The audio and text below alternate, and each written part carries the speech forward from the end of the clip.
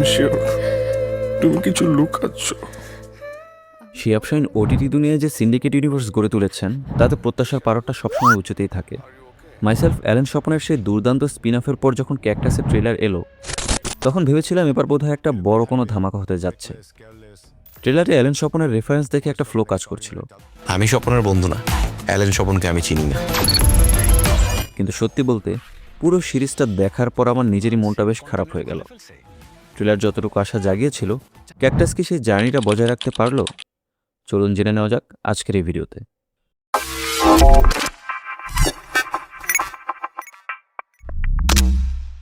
গল্পের শুরুটা কিন্তু বেশ প্রমিজিং ছিল। মানসিপ একজন বইয়ের ড্রপ আউট হ্যাকার যে সরকারি ওয়েবসাইট হ্যাক করার অভিযোগে জেল খাটছে। তাকে জেল থেকে বের করে আনা হয় সরকারের একটা বিশেষ মহলের স্বার্থে একটা মিশন সফল করতে। মিশনের মাঝপথে ঘটে যায় রাজনৈতিক পট পরিবর্তন, অর্থাৎ 5ই আগস্টের সেই ঐতিহাসিক ঘটনা। এরপর মানসিপের সাথে দেখা হয় বার্মা বর্ডারে রেভলিউশন করা নেত্রী অনুরার। গল্পের এই ব্যাকড্রপ বা পলিটিক্যাল কানেকশনটা যতটা স্ট্রংলি সেট আপ করা হয়েছিল, চিত্রনাট্য ঠিক ততটাই খেই হারিয়ে ফেলেছে। টেকনাফ টু তেঁতুলিয়া এই জার্নিতে থ্রিল থাকার কথা ছিল, কিন্তু আমরা দেখলাম লক্ষ্যহীন কিছু ছোটাছুটি। ঢাকার ভেতরেও কিছু সাসপেন্স বা রিলেশন বিল্ড আপের চেষ্টা করা হলেও ইমোশনাল কানেকশনটা একদমই জমেনি।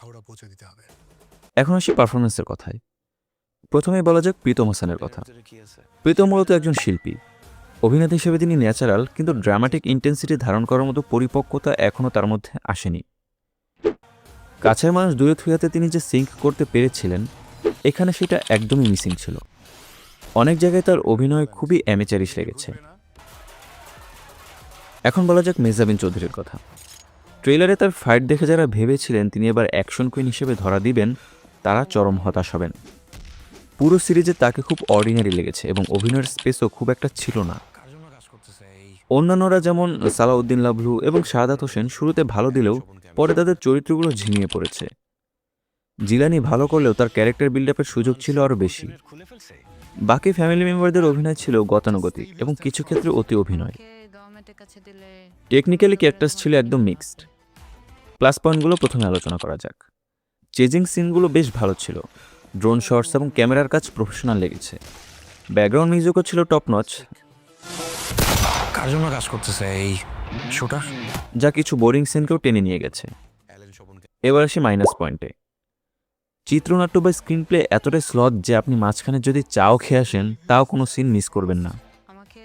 সবচেয়ে হাস্যকর ছিল মেহজাবিনের বাবা হিসাবে শিহাব শাহীনের সেই ব্লাস্ট সিনটি।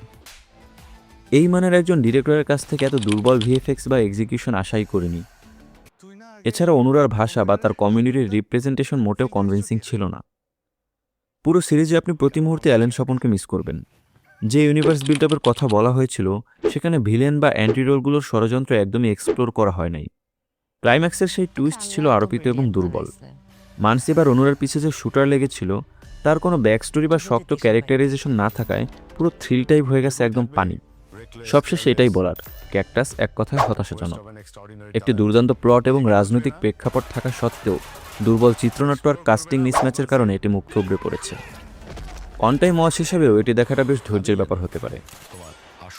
তো এই ছিল ক্যাকটাস সম্পর্কে আমাদের ধারণা। আপনাদের কাছে প্রীতম ও মেহজাবিনের এই নতুন কেমিস্ট্রি কেমন লেগেছে তা কমেন্ট বক্সে অবশ্যই জানাবেন। দেখা হচ্ছে নতুন ভিডিওতে। টাটা। চাঁদাবাজি, স্মাগলিং, এসব আন্ডারগ্রাউন্ড সমস্ত কাজ যারা করে তারা সবাই আপনাকে 20% দিয়ে চলে।